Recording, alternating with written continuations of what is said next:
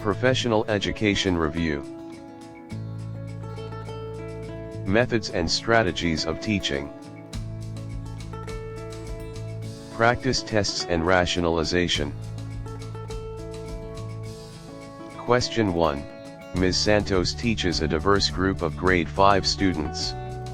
She wants to improve their understanding of fractions while also fostering their social-emotional learning cell and critical thinking skills. Which approach best integrates these elements? A worksheet with fraction problems to be solved individually followed by a brief lecture summarizing the concepts.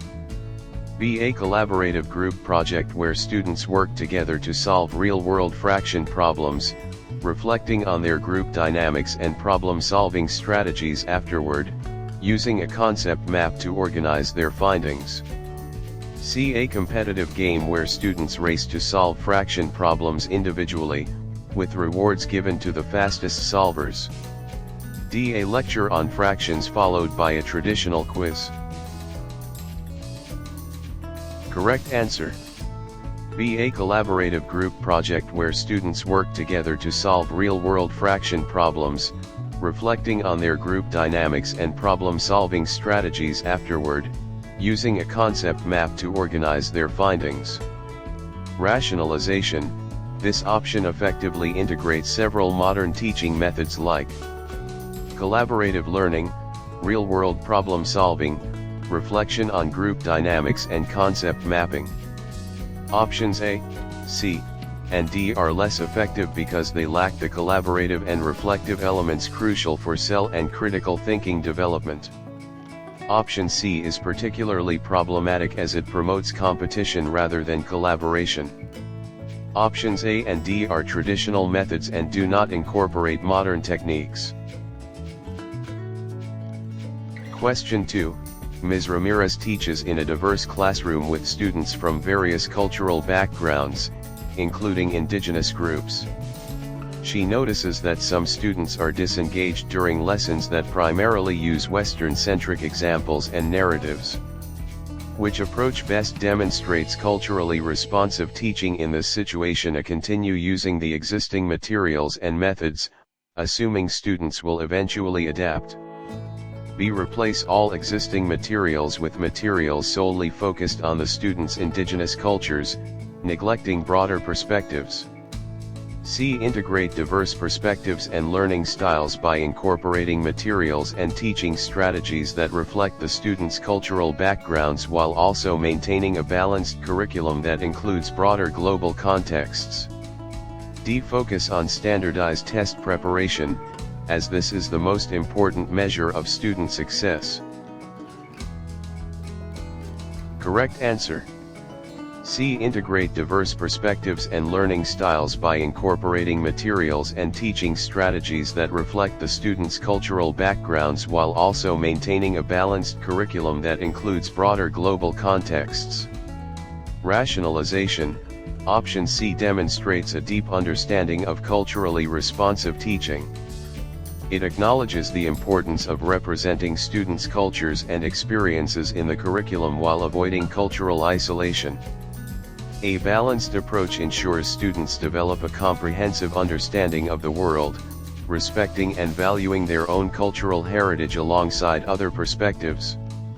Option A is passive and neglects the needs of diverse learners. Option B is overly narrow and risks limiting students' exposure to broader knowledge. Option D prioritizes standardized testing over culturally relevant pedagogy, which is not aligned with the principles of culturally responsive teaching. Question 3. Mr. Reyes teaches high school history. He wants to implement a flipped classroom model for his upcoming unit on the Philippine Revolution. Which of the following approaches best exemplifies the flipped classroom model for this topic? He assigns students a lengthy textbook chapter to read at home, then uses class time for a lecture summarizing the chapter's key points and answering student questions. B. He creates short, engaging video lectures explaining key concepts of the Philippine Revolution and posts them online for students to watch before class.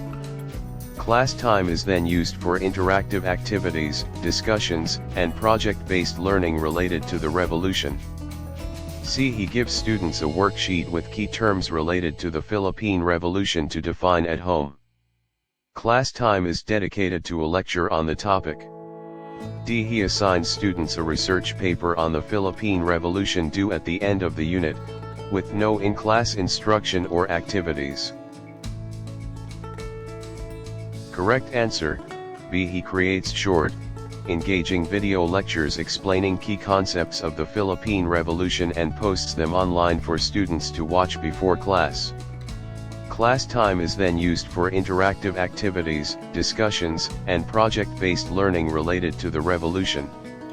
Rationalization, option B, accurately reflects the core principle of the flipped classroom. The instructional content video lectures is delivered outside of class, freeing up valuable class time for active learning activities like discussions, projects, and problem solving. This approach allows for more personalized instruction and caters to diverse learning styles. Option A retains the traditional lecture format, simply shifting the location of the lecture. Option C only partially flips the classroom by assigning pre-class work but still relies on a lecture-based approach. Option D omits any form of direct instruction, which is not a characteristic of a flipped classroom. A flipped classroom still provides instruction, it just changes when and how that instruction is delivered. Question 4. Ms. Santos wants to implement a project-based learning PBL activity for her grade 6 science class focusing on the water cycle. Which of the following scenarios best represents a well-designed PBL project for this topic? As students individually research different aspects of the water cycle and write a short report summarizing their findings. B. Students watch a documentary about the water cycle and then take a quiz to assess their comprehension. C. Students work in groups to design and build a model of the water cycle, incorporating labels and explanations of each stage. They then present their models to the class, explaining their design choices and addressing questions from their peers. D. The teacher lectures on the water cycle, followed by a worksheet with fill-in-the-blank questions about the key concepts. Correct answer, C. Students work in groups to design and build a model of the water cycle, incorporating labels and explanations of each stage. They then present their models to the class, explaining their design choices and addressing questions from their peers. Rationalization, option C, effectively incorporates key elements of PBL. Students engage in a complex, challenging task building a model, collaborate with peers, develop problem-solving skills, and present their work, demonstrating their understanding. The project is hands-on, encourages creativity, and promotes deeper learning than simply memorizing facts. Option A lacks collaboration and focuses on individual work, limiting the collaborative and communication aspects of PBL. Option B is primarily passive learning, with limited student engagement in constructing knowledge. Option D is a traditional lecture-based approach, lacking the project-based and inquiry-driven nature of PBL. A good PBL project should involve a driving question, collaboration, research, creation, and presentation. Question 5. Ms. Ramirez teaches grade 5 math. She wants to incorporate blended learning into her unit on fractions. Which of the following approaches best exemplifies effective blended learning for this topic? As she assigns online math games as homework, then uses class time for lectures and worksheets on fractions. B. She uses online learning platforms for all instruction, with no face-to-face interaction with students. C. She combines online learning modules that provide interactive lessons and practice exercises with in-class collaborative activities, discussions, and hands-on projects focused on applying fraction concepts to real-world problems. D. She uses class time exclusively for direct instruction on fractions, with no online components. Correct answer, C. She combines online learning modules that provide interactive lessons and practice exercises with in-class collaborative activities, discussions, and hands-on projects focused on applying fraction concepts to real-world problems. Rationalization, option C accurately depicts blended learning by strategically combining online and offline learning activities. The online modules provide structured instruction and practice, while in-class activities foster collaboration, critical thinking, and application of knowledge. This approach caters to diverse learning styles and maximizes the benefits of both online and offline learning environments. Option A uses online resources only for homework, not integrating them effectively into the overall learning experience. Option B eliminates the crucial face-to-face interaction, which is a key component of effective teaching, especially for younger students.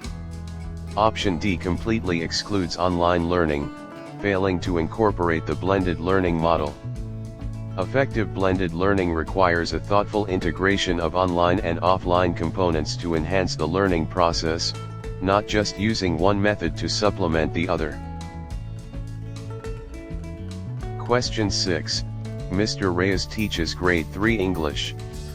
He wants to use gamification to improve student engagement during vocabulary lessons.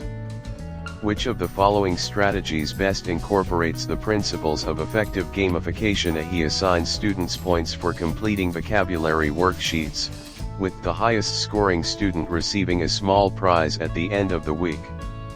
B. He creates a classroom-wide vocabulary competition where students compete individually to earn points by correctly defining words, with the top 3 students receiving extra recess time. C. He designs a digital vocabulary game where students earn points and badges for mastering vocabulary words, progress through levels, and unlock new challenges. The game incorporates elements of storytelling and allows students to collaborate with classmates on certain challenges. D. He uses flashcards to teach vocabulary words, occasionally incorporating a quick review game like bingo to keep students alert. Correct answer, C. He designs a digital vocabulary game where students earn points and badges for mastering vocabulary words, progress through levels, and unlock new challenges. The game incorporates elements of storytelling and allows students to collaborate with classmates on certain challenges. Rationalization, option C demonstrates a robust application of gamification principles. It incorporates key elements such as points, badges, levels, challenges, and collaboration, fostering intrinsic motivation and engagement. The storytelling element adds an engaging narrative, making the learning process more enjoyable. The focus is on mastery and progress, not just competition. Option A relies heavily on extrinsic motivation, a prize, which is less effective in the long run than intrinsic motivation. Option B, while incorporating competition, focuses solely on individual achievement and may not be inclusive of all students. Option D uses a game only sporadically and doesn't effectively integrate game mechanics to enhance learning. Effective gamification should be integrated into the learning process, not just added as a supplementary activity. It should also focus on building skills and knowledge, not just winning. Question 7. Ms. Santos wants to implement peer teaching in her grade 6 science class to enhance students' understanding of the water cycle. Which of the following approaches best reflects effective peer teaching strategies? As she assigns students to work in pairs, with one student lecturing to the other from pre-prepared notes on the water cycle. B. She divides the class into expert groups, each focusing on a specific part of the water cycle, e.g. evaporation, condensation, precipitation. These groups then teach their assigned topic to other groups, using visual aids and interactive activities. C. She allows students to choose their own partners and lets them freely discuss the water cycle without any specific structure or guidance. D. She designates a few high-achieving students to teach the entire class on the water cycle, while other students passively listen and take notes.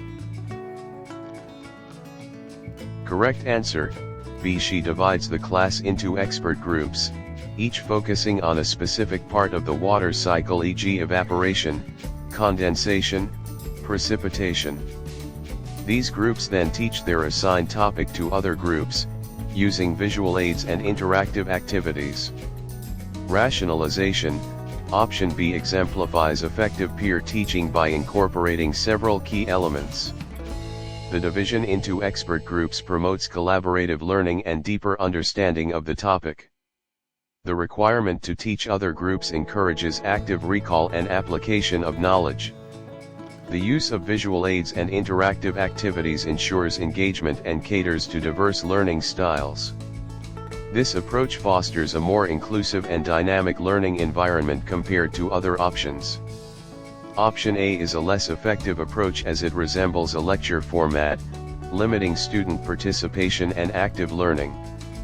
Option C lacks structure and guidance, potentially leading to unproductive discussions and uneven learning outcomes. Option D is inequitable and ineffective, placing undue pressure on a few students and limiting learning opportunities for the rest. Effective peer teaching requires careful planning, structured activities, and a focus on collaborative learning and active participation from all students. Question 8. Ms. Ramirez teaches a diverse grade 5 math class with students ranging from low to high achievers. She's introducing fractions. To effectively differentiate instruction, which approach should Ms. Ramirez prioritize as she teaches the same lesson to all students, providing extra practice worksheets for struggling learners and more challenging problems for advanced learners? B. She creates 3 separate lesson plans, one for low achievers focusing on basic fraction concepts, one for average achievers focusing on fraction operations, and one for high achievers focusing on complex fraction problems. C. She designs a single lesson plan with varied activities catering to different learning styles and readiness levels. This includes hands-on activities, group work, independent practice, and technology integration, allowing students to choose activities based on their needs and preferences. D. She focuses solely on the needs of her highest achieving students, believing that if they understand the material, the other students will eventually catch up. Correct answer, C. She designs a single lesson plan with varied activities catering to different learning styles and readiness levels. This includes hands-on activities, group work, independent practice, and technology integration, allowing students to choose activities based on their needs and preferences. Rationalization, option C best exemplifies differentiated instruction. It provides a flexible learning environment where all students are exposed to the same core concepts but can access the material at their own pace and through various methods. The inclusion of hands-on activities, group work, independent practice, and technology integration caters to diverse learning styles and readiness levels.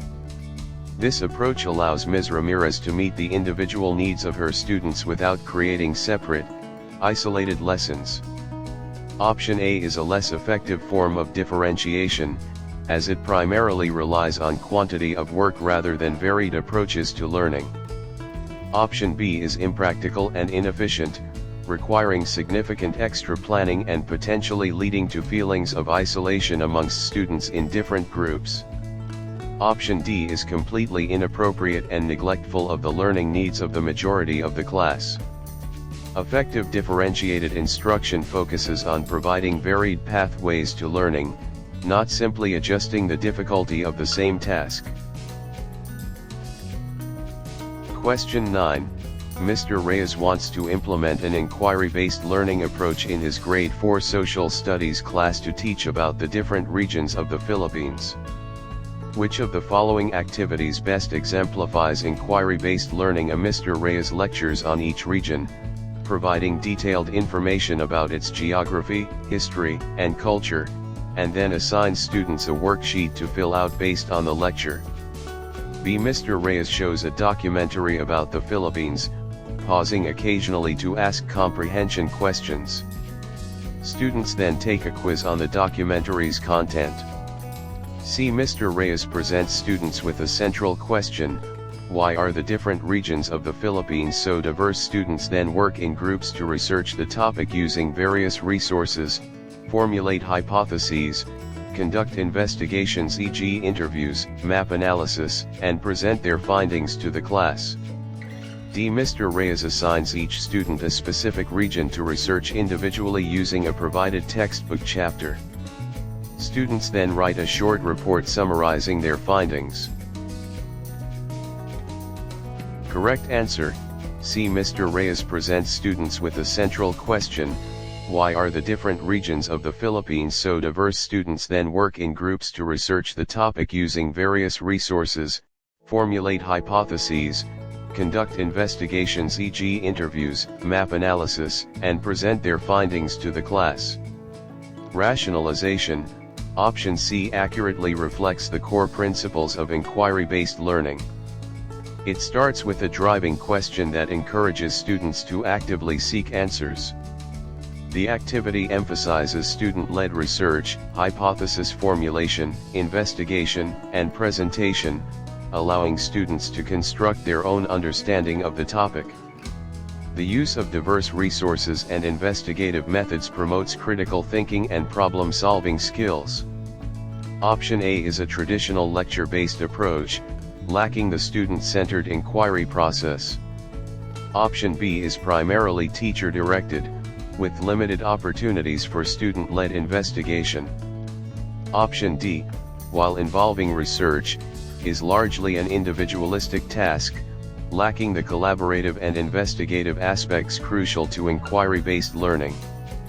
True inquiry-based learning empowers students to take ownership of their learning through exploration, investigation, and collaborative knowledge construction. Question 10. Ms. Santos wants to foster collaborative learning in her grade 6 science class while teaching about the water cycle.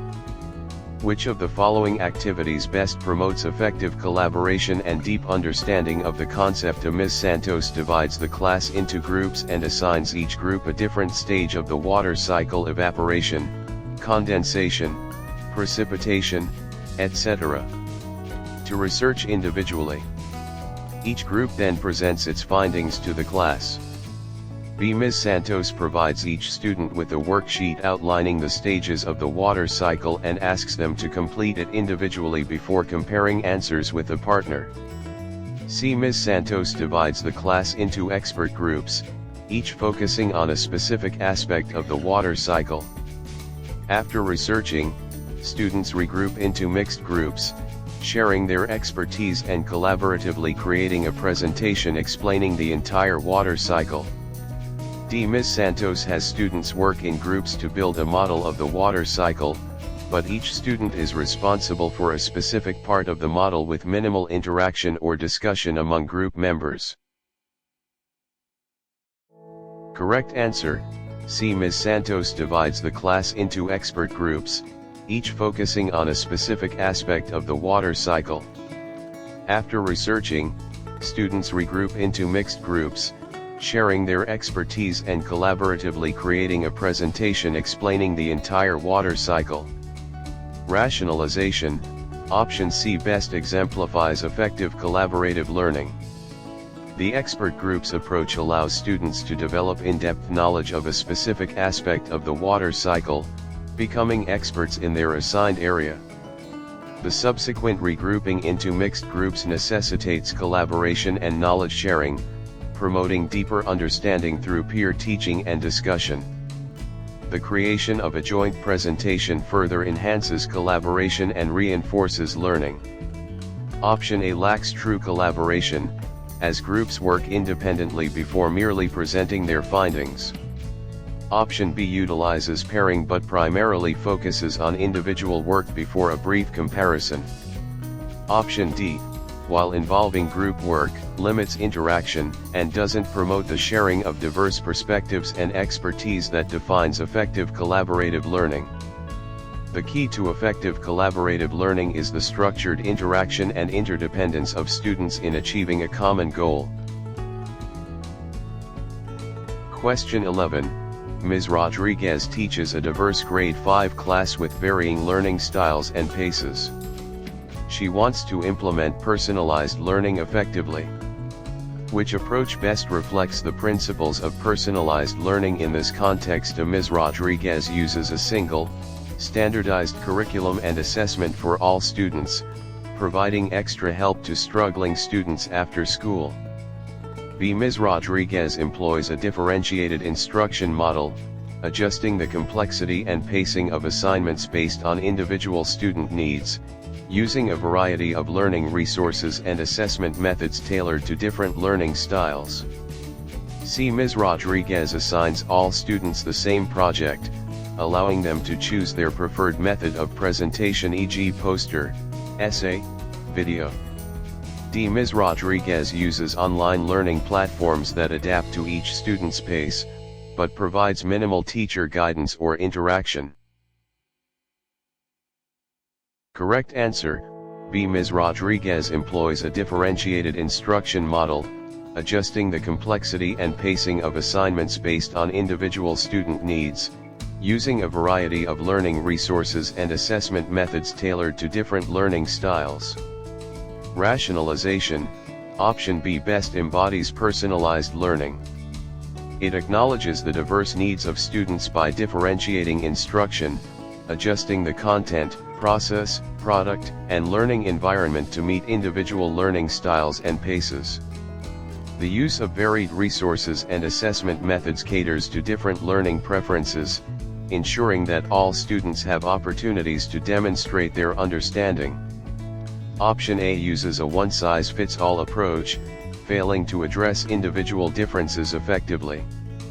Option C offers choice in presentation but doesn't address the varied levels of understanding or learning styles. Option D, while using adaptive technology, lacks the crucial element of teacher guidance and interaction, which is essential for effective personalized learning. True personalized learning requires ongoing assessment, flexible instruction, and individualized support tailored to each student's unique learning journey. Question 12. Mr. Reyes wants to integrate technology effectively into his grade 4 math class to enhance students' understanding of fractions. Which approach best demonstrates effective and meaningful technology integration, going beyond simply using technology for technology's sake? Mr. Reyes shows a PowerPoint presentation on fractions, followed by students completing worksheets on the same topic. B. Mr. Reyes has students use educational apps that provide repetitive fraction practice exercises, focusing solely on procedural fluency. C. Mr. Reyes uses interactive online simulations where students can visually manipulate fractions, solve real-world problems using fraction concepts, and receive immediate feedback, followed by class discussions analyzing their problem-solving strategies. D. Mr. Reyes allows students to freely explore educational websites related to fractions without specific guidance or learning objectives. Correct answer, C. Mr. Reyes uses interactive online simulations where students can visually manipulate fractions, solve real-world problems using fraction concepts, and receive immediate feedback, followed by class discussions analyzing their problem-solving strategies. Rationalization, option C exemplifies effective technology integration because it uses technology to enhance understanding, not just replace traditional methods. The interactive simulations provide a visual and engaging way for students to grasp abstract concepts, allowing them to actively participate in the learning process. The inclusion of real-world problems promotes application and critical thinking, and the immediate feedback helps students self-assess and learn from their mistakes. The subsequent class discussion further solidifies learning through collaborative analysis and peer learning. Option A merely uses technology as a delivery method, failing to leverage its interactive capabilities. Option B focuses solely on rote practice, neglecting conceptual understanding and higher-order thinking skills. Option D lacks structure and clear learning objectives, making it ineffective in terms of pedagogical goals. Effective technology integration should enhance learning outcomes by providing opportunities for active learning, collaboration, and deeper understanding of the subject matter. Question 13. Ms. Santos is teaching a lesson on the water cycle to her grade 3 class. She wants to use experiential learning to make the concept more engaging and memorable. Which of the following activities best exemplifies experiential learning in this context? Ms. Santos shows a captivating video about the water cycle, followed by a quiz to assess comprehension. B. Ms. Santos lectures on the different stages of the water cycle, using diagrams and illustrations.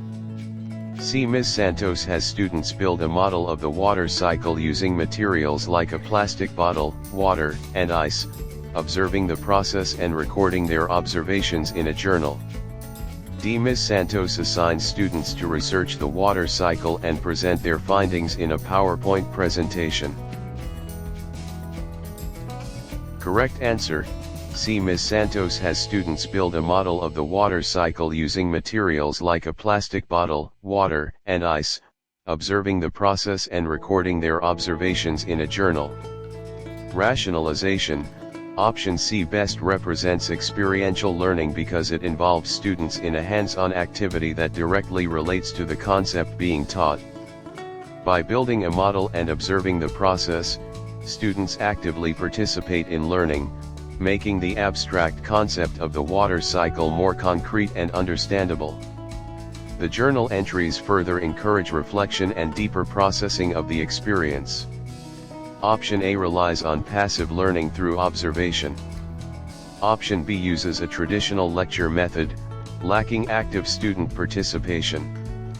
Option D, while involving research, primarily focuses on information gathering and presentation, rather than direct experience with the concept. Experiential learning emphasizes learning by doing, providing students with opportunities to actively engage with the material and construct their own understanding through direct experience. Question 14. Ms. Ramirez's grade 6 class is tasked with designing a solution to reduce plastic waste in their school. Applying the principles of design thinking, which of the following steps would be most crucial before the students begin prototyping their solutions? The students immediately start building prototypes of their ideas, focusing on creating functional models. B. Students brainstorm and generate a wide range of potential solutions without initial evaluation or filtering. C. Students conduct thorough research to understand the current plastic waste problem in their school, identifying its causes and consequences, and surveying students and staff about their habits and perspectives. D. Students evaluate the feasibility and effectiveness of their chosen solution by testing a prototype and gathering data. Correct answer: C. Students conduct thorough research to understand the current plastic waste problem in their school, identifying its causes and consequences, and surveying students and staff about their habits and perspectives. Rationalization. Design thinking emphasizes an iterative, user-centered approach. Before jumping into solutions prototyping, a deep understanding of the problem is essential. Option C highlights the crucial empathize stage of design thinking, where the problem is thoroughly researched and understood from the perspective of the users, students, and staff. This research informs the subsequent ideation and prototyping stages, ensuring that the solutions are relevant, effective, and address the actual needs of the community. Option A skips crucial early stages, leading to potentially ineffective solutions. Option B, while important for generating ideas, lacks the necessary context provided by research. Option D is a later stage testing in the design thinking process. Effective design thinking requires a strong understanding of the problem before moving to solution development. Question 15. Mr. Dela Cruz observes that his grade 5 students struggle with solving word problems in mathematics. He wants to incorporate metacognitive strategies to help them improve. Which of the following activities best exemplifies the application of metacognitive strategies in this context? Mr. Dela Cruz provides students with a worksheet containing numerous word problems to practice solving independently. B. Mr. Dela Cruz explains the steps for solving word problems, demonstrating the process on the board. C. Mr. Dela Cruz asks students to think aloud as they solve a word problem, verbalizing their thought processes, identifying challenges, and explaining their strategies. He then facilitates a class discussion on different approaches. D. Mr. Dela Cruz gives students a quiz on solving word problems to assess their understanding. Correct answer, C. Mr. Dela Cruz asks students to think aloud as they solve a word problem, verbalizing their thought processes, identifying challenges, and explaining their strategies. He then facilitates a class discussion on different approaches. Rationalization, option C directly addresses metacognition, which is thinking about thinking. By asking students to think aloud, Mr. Dela Cruz encourages them to become aware of their own cognitive processes, how they approach a problem, what strategies they use, and where they encounter difficulties.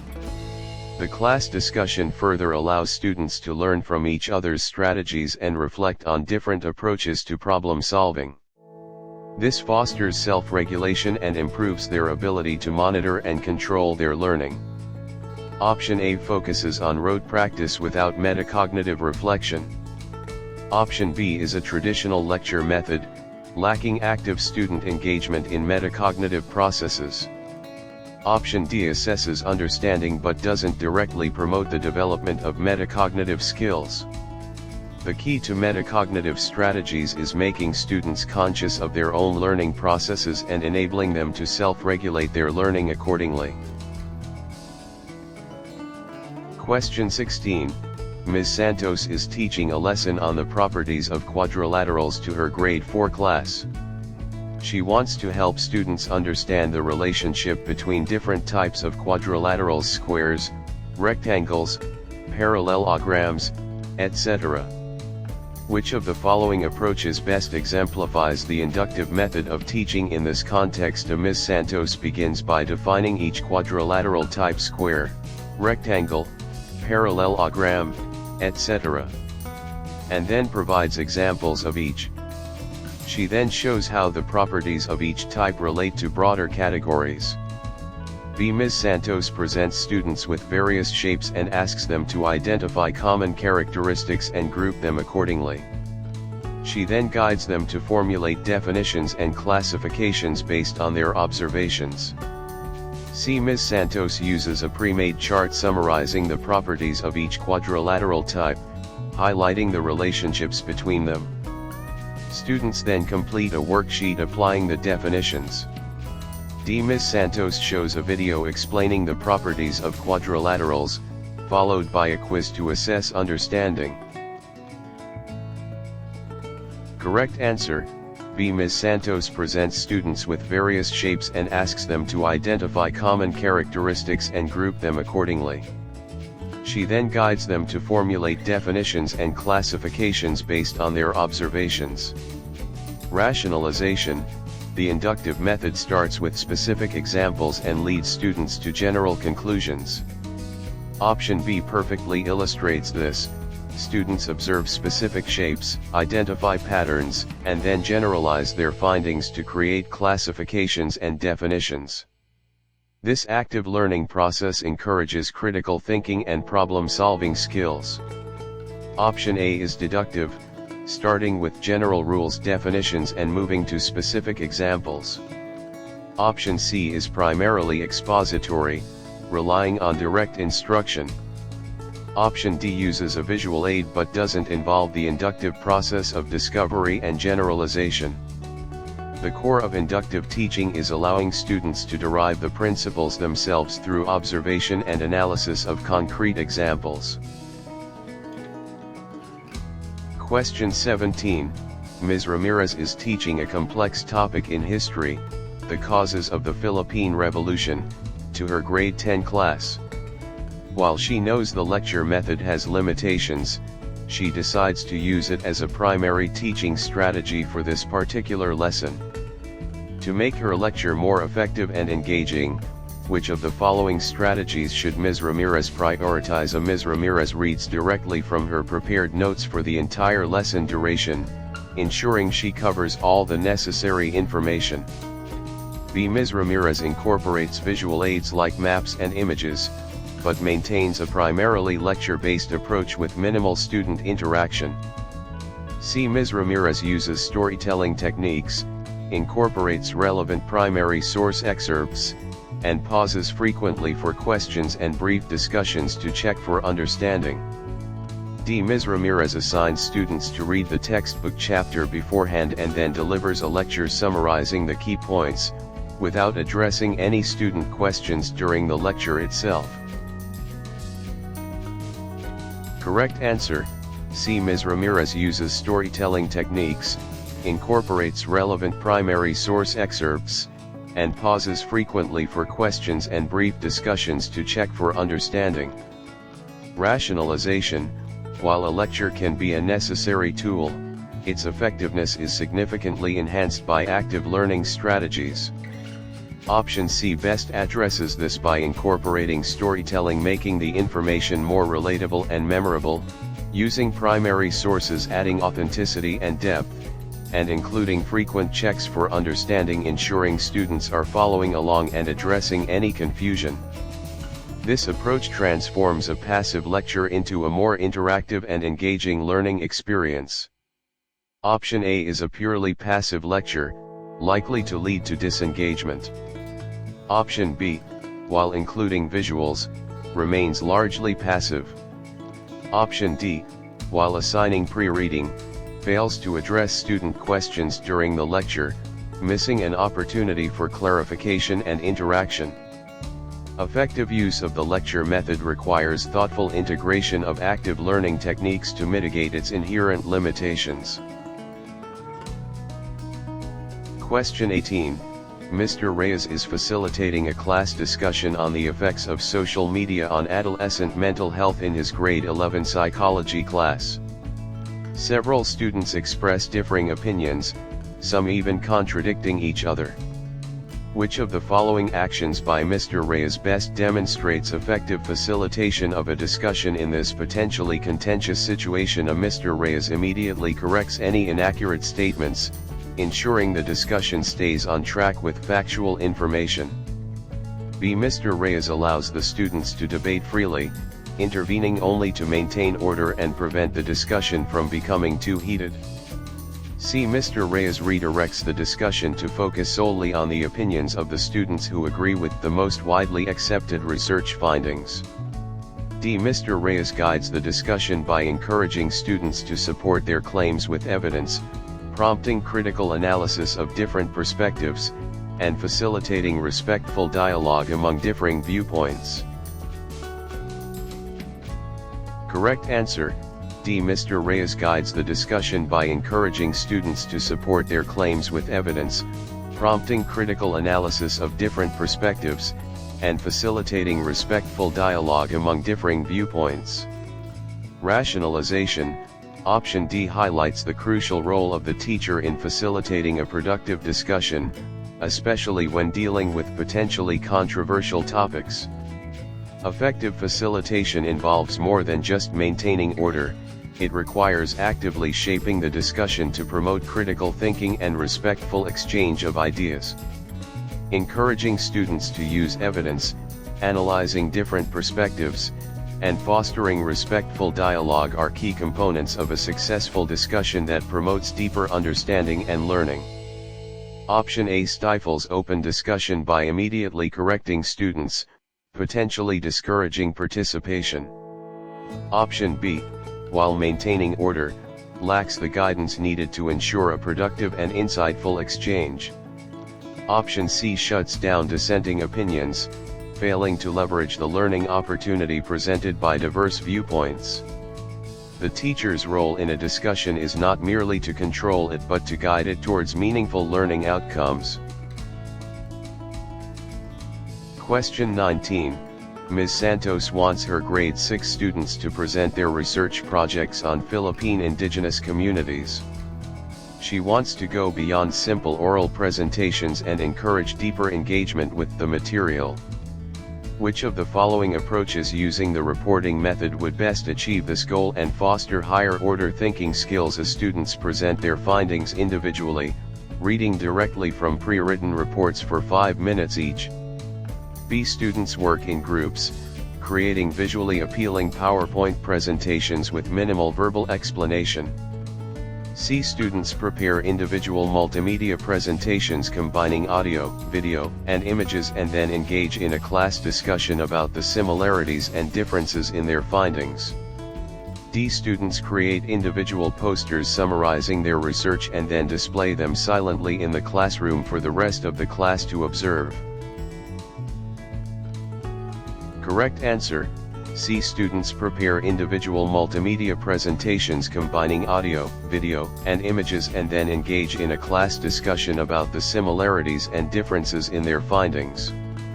Rationalization: Option C best utilizes the reporting method to encourage higher order thinking skills. The creation of multimedia presentations necessitates the application and analysis of research findings, requiring students to synthesize information creatively. The subsequent class discussion promotes evaluation and comparison of different perspectives, pushing students to create connections and draw conclusions based on the collective findings. Option A is a passive approach that limits student engagement and higher order thinking. Option B, while visually appealing, lacks the depth of analysis and discussion. Option D, while allowing for visual representation, lacks the interactive element of discussion crucial for fostering higher order thinking skills. By combining multimedia presentation with a focused discussion, Ms. Santos encourages a more active and analytical approach to reporting, aligning with the principles of Bloom's taxonomy. Question 20. Ms. Ramirez teaches grade 5 science. She wants her students to investigate the effects of different liquids on plant growth. Which of the following approaches best exemplifies the investigatory method and promotes higher order thinking skills among her students? Ms. Ramirez demonstrates the experiment, showing students the procedure and the expected results. Students then copy the experiment and record the results. B. Ms. Ramirez provides students with a pre-written lab report outlining the procedure, data tables, and conclusions. Students follow the instructions and fill in the blanks. C. Ms. Ramirez guides students through a step-by-step procedure, providing all materials and instructions. Students record observations but do not formulate their own hypotheses. D. Ms. Ramirez challenges students to design their own experiments to test the effects of different liquids on plant growth, guiding them in developing hypotheses, designing procedures, collecting data, and drawing conclusions. Correct answer: D. Ms. Ramirez challenges students to design their own experiments to test the effects of different liquids on plant growth, guiding them in developing hypotheses, designing procedures, collecting data, and drawing conclusions. Rationalization: Option D best represents the investigatory method by empowering students to take ownership of the scientific process. This approach encourages higher order thinking skills because students must apply their knowledge to formulate hypotheses, analyze data, and draw conclusions. It fosters critical thinking, problem solving, and creativity, aligning with the higher levels of Bloom's taxonomy analysis, evaluation, and creation. Options A, B, and C are less effective because they limit student involvement and critical thinking. Option A is a demonstration, not an investigation. Option B provides a pre-structured report, eliminating the need for analysis and interpretation. Option C provides a guided procedure, limiting the student's opportunity to design and problem solve. The investigatory method emphasizes student-led inquiry and discovery, and option D best reflects this approach. Methods and strategies of teaching. Practice tests and rationalization.